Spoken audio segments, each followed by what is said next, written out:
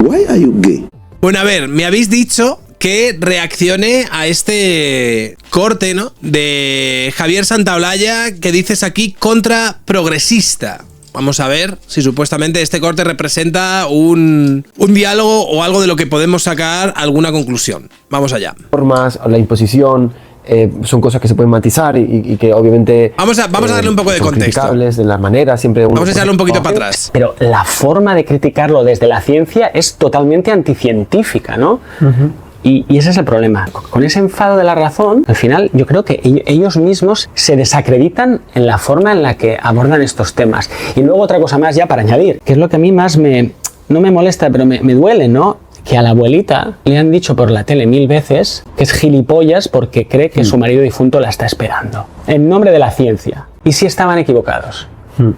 ¿Ahora quién va a reparar ese mal? No, es que queríamos defender a la abuelita. Oye, defiéndete tú, tío. O sea, ¿no? Esta idea de... Y estoy otra vez en modo telepreacher, ¿no? Quedé virolo, no entendí nada. Es un video hecho de expertos para expertos, no es un video hecho para el pueblo. Vale, está hablando... A lo mejor, no sé si no he entendido muy bien porque simplemente el lugar donde me habéis puesto que empiece a escucharlo lo he echado un minuto para atrás para ponerme en contexto. Pero entiendo que está hablando de la gente que utiliza su ateísmo o su defensa de la ciencia, ¿no? Que tiene la ciencia como... Dentro de la pestaña, por así decirlo, epistemológica de cada uno, han decidido que ellos son de ciencia científica. Un poco, a lo mejor me estoy columpiando, ¿no? Me da un poco la sensación, o a mí se me viene a la cabeza cuando escucho hablar de esto, a un Anne Lindane o a un Rubén Sánchez... O gente que utiliza la ciencia como una especie de herramienta agresiva para luchar contra sus fobias ideológicas, ¿no? En plan, y como para ellos, por ejemplo, hacen una reducción al absurdo de lo que es la religión, o de lo que es el catolicismo, o de lo que son las creencias que pueden tener determinadas personas, ya que además lo asocian a un determinado grupo o a un determinado sector ideológico. Y a partir de ahí utilizan la ciencia como una especie de falacia de autoridad para cargar contra esta gente, ¿no? Y empiezan a ridiculizar sus creencias y su fe. Empiezan a decir, es que... ¿qué pasa con esto? Es que creen en amigos imaginarios y todo esto, y hacen una suerte de reducción al ridículo de todo esto. Y lo hacen en nombre de la ciencia, ¿no? Dicen, no, es que yo creo en la ciencia. Y lo utilizan de esta forma. Además lo hacen de manera selectiva, porque me estáis poniendo del Islam, no, efectivamente.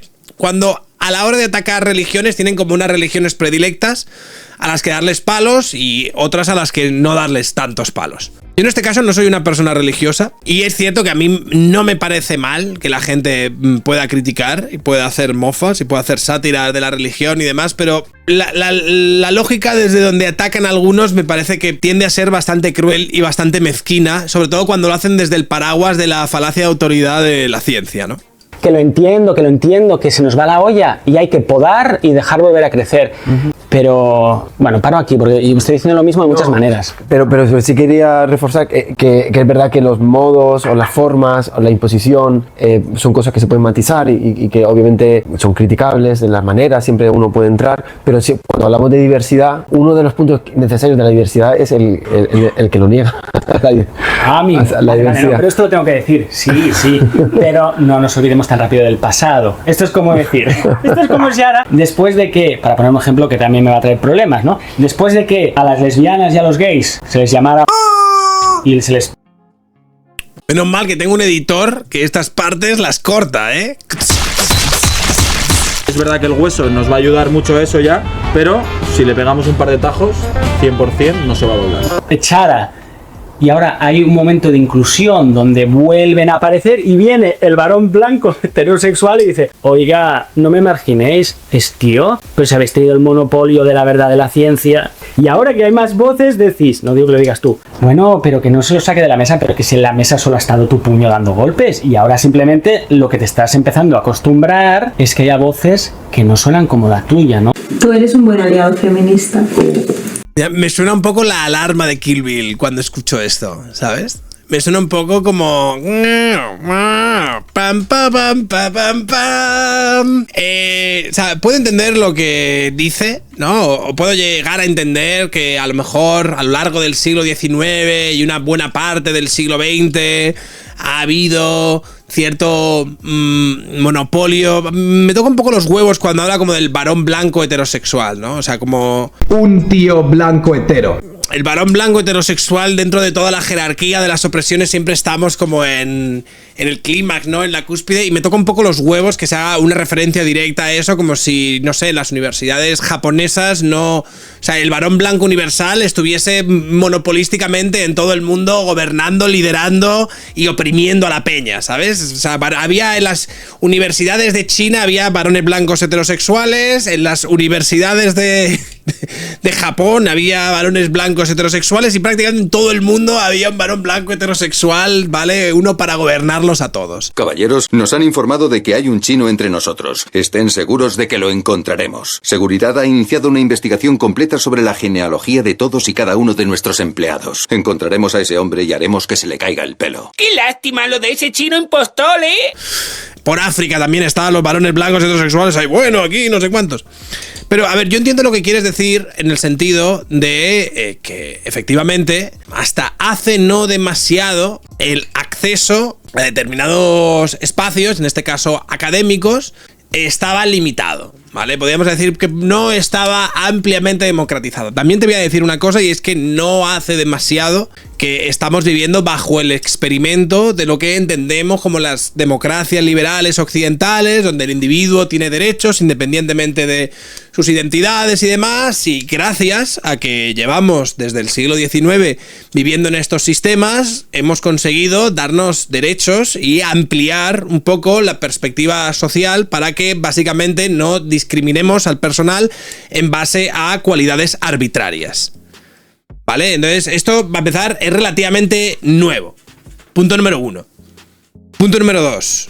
En Occidente, donde habita ese malvado varón blanco heterosexual, es el lugar, ¿vale?, donde se han dado las circunstancias como para que estas discriminaciones puedan ser eliminadas. En muchos otros lugares, en muchos otros sistemas del mundo, esto no ha sido así, o no se ha dado con tanta facilidad, probablemente porque los fundamentos que creaban esos sistemas no estaban pensados de la misma manera que estaban en Occidente, y por eso estas personas pues han podido tener acceso a la academia.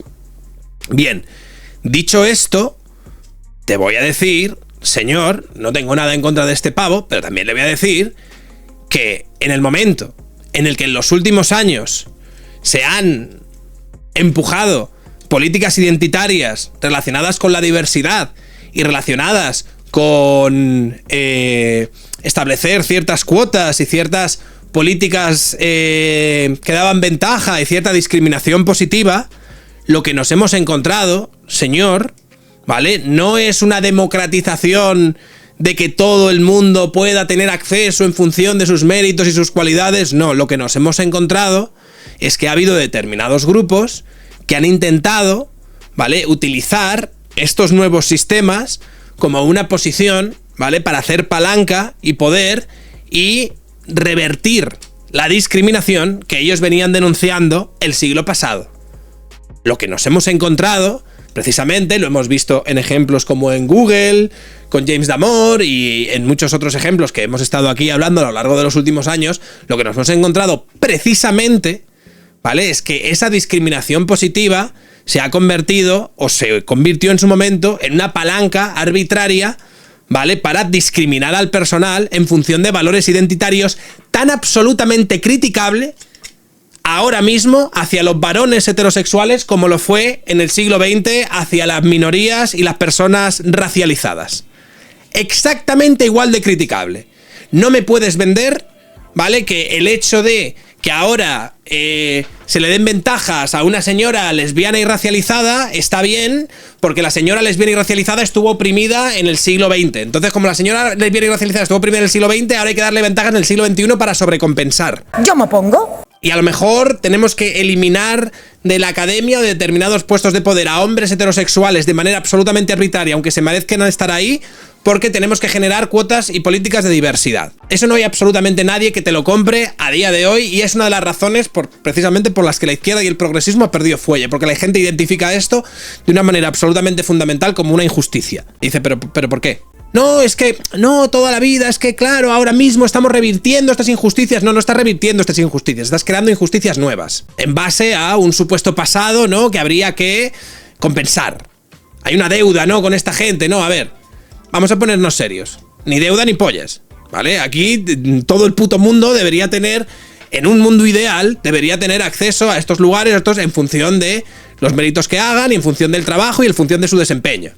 No en función de criterios absolutamente arbitrarios que ahora se están apoyando o que se apoyaron, porque cada vez lo del wokismo tiene menos reverberancia, pero que se han apoyado de manera activa desde determinadas instituciones y desde universidades, por ejemplo en Estados Unidos, que costaban un pastón.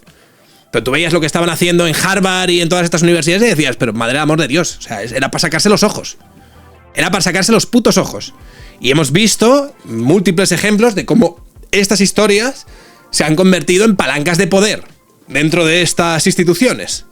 Para echar a este, para medrar a este, para meter a este otro. Bueno, a este le podemos acusar de estas cositas por aquí, nos lo quitamos de en medio, salimos para acá, vamos para allá. Entonces, no me vale que este señor me lo venda como...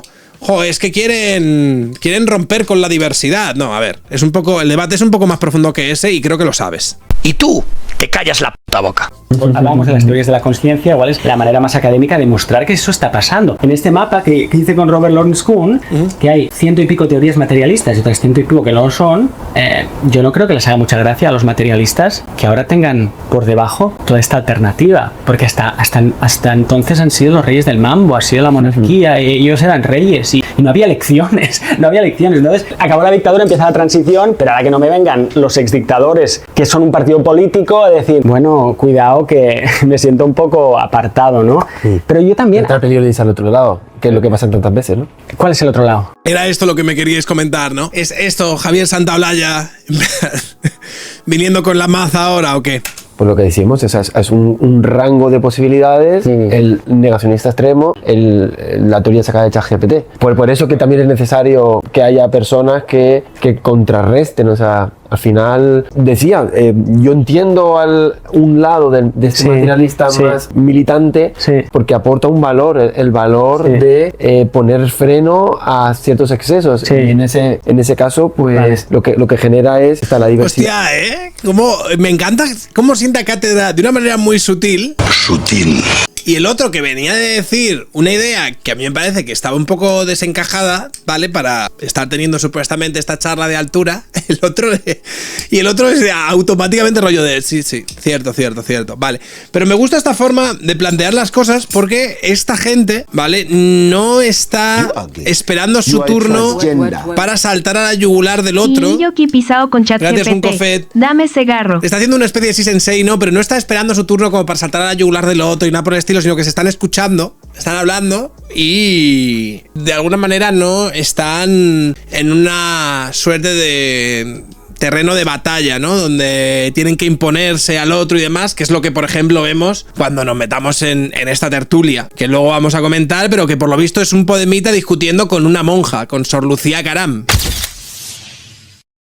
Estoy seguro que nos va a dar grandes risas y grandes momentos de entretenimiento, pero que parten de lugares absolutamente distintos. Y el control de la diversidad. Hay sitio en la mesa, para ellos, claro. Sí. Que hay sitio en la mesa, que es importante, que obviamente los modos son matizables, pero que entiendo que también haya un reaccionismo y dentro de matices y comillas, ese reaccionismo también tiene que estar en la mesa. Con cierto, digamos, sustento, o sea, hay que equilibrarlo. Pero al hijo único le nació un hermano. Sí. Y ahora hay que acostumbrarse a que papá y mamá... Yo creo que esa es un poco la situación dulce que se podría decir. Es que ahora tienes 2 hermanos pequeños, ya no va a ser todo para ti. Entonces, trabájatelo. Sí, Claro, pero quiero decir, esta forma de pensar, que es que parece un poco como si partiese de que todos tenemos una suerte de memoria genética, ¿no? En este caso, todos los señores con privilegios, los hombres blancos, heterosexuales y todas estas cosas, tenéis como una suerte de memoria genética, habéis heredado e identificáis que donde hace un siglo o donde hace 70 años teníais privilegios y si os permitía hacer lo que os diese la gana, ahora de repente ya no es así y entonces estáis en una pataleta monumental. Y el rollo de, no sé yo, si, no sé, el chaval que acaba de entrar a la universidad o el profesor interino que acaba de entrar a la universidad y demás, tiene como esa herencia genética, ¿no? De yo me merezco estar aquí porque soy un tío blanco heterosexual, ¿no? A mí me habían dicho, mi memoria genética, ¿sabes? Me ha comunicado que yo soy, ¿sabes? En plan, la punta de lanza de esta puta sociedad de rollo de yo no estoy seguro de que la gente que entra en nuevos sistemas, ¿vale? Por primera vez en su vida, tenga asumida una situación de privilegio en función de caracteres identitarios absolutamente arbitrarios. You are gay. You are Para ti. transgender. Que a lo mejor hay alguno El que sí que pecado lo original. entiende y que se cree superior al resto y que es... Pero me da la sensación de que eso también está empezando a suceder en el otro lado. A mí me da la sensación de que mucha gente desde el otro lado, desde el lado no privilegiado a lo largo de la historia, hay cada vez más personas que pertenecen a minorías que están utilizando la palanca de la diversidad y la palanca de las cuotas y todas estas historias para imponerse, ¿vale? De manera violenta hablando de manera figurada, no literal, sobre el otro. Y aprovechándose de esto. De hecho, el otro día recuerdo que vi un clip absolutamente maravilloso de una entrevista donde un señor estaba discutiendo con una mujer negra y la mujer negra se dedicaba a la industria de la comunicación y demás y el chico también y el tío le decía abiertamente, oye, en estos últimos años a mí se me han negado las posibilidades que a ti te han dado para la industria del entretenimiento, de la comunicación y demás, y la otra lo asumía, la otra decía, es cierto que a ti se te ha negado estos últimos años las posibilidades que a mí se me han dado y que a mí me han puesto injustamente en el lugar en el que estoy por encima de ti, aunque yo también me lo merezco porque yo soy toda una profesional y demás, pero es que eso es una suerte de compensación histórica porque tú, los que son como tú, han estado toda la vida ocupando estos espacios y ahora estoy ocupando yo esos espacios. Y entonces el tío le decía, históricamente eso habrá estado mal y ahora también está mal. Ahora que tú, de manera arbitraria, estés por encima mío por caracteres y por cualidades que no tienen absolutamente nada que ver con eso, ahora también está mal. Hace 50 años estaba mal y ahora está mal. No hace 50 años estaba mal y ahora está bien porque estamos compensando. El rollo de no funciona así. Sigues siendo hijo de la familia, pero ya no eres el rey del mambo. Entonces no te indignes, por favor, cuando alguien venga a un podcast a decir que hay evidencia de la reencarnación, porque Ian Stevenson estudió durante 50... que no no le empieces a dar a la alarma del panic button, ¿no? Panic. Pero sí que quieres decir una cosa, añadir. A mí me gustaría, sí que quieres decir, pero déjame. A mí me gustaría, mirando a cámara otra vez, unidad, que suena como muy unidad, porque al final está bien discutir, pero mientras la gente sufre, se muere, no sabe lo que pasa, tal. Aquí estamos jugando al tenis a ver quién es más listo. Ay, si nos pudiéramos trabajar juntos, lo digo, ¿verdad? Incluso con el tío con el que peor te cae, porque dices, pero qué gilipollas, ¿cómo pueden pensar eso? Pero bueno, podríamos trabajar juntos. Sí, es lo que estoy diciendo antes de... Antes de que no sí, bueno, cuando queráis me dejáis. Cuando queráis dejarme, es que ese reaccionismo también presenta un valor. Y ese reaccionismo presenta una experiencia, un aprendizaje histórico. O sea, lo que quiero decir es que lo mismo que se ha demandado del otro lado, oye, que aquí en los chamanes hay un grano de verdad. Oh no, se me ha caído un poco esto. Pero bueno, en cualquier caso, siempre en el equipo de Santolaya, que es un auténtico putísimo crack, y yo te veo a ti, yo te veo a ti. En fin, la vida. Why are you gay?